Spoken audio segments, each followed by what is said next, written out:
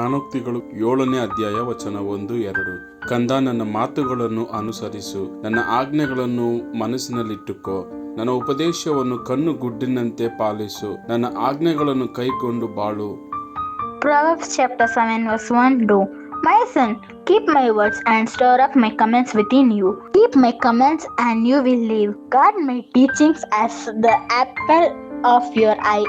नीति वचन अध्याय 7 वचन 1 और 2। हे मेरे पुत्र, मेरी बातों को माना कर और मेरी आज्ञाओं को अपने मन में रख छोड़। मेरी आज्ञाओं को मान, इससे तू जीवित रहेगा और मेरी शिक्षा को अपनी आंख की पुतली जान।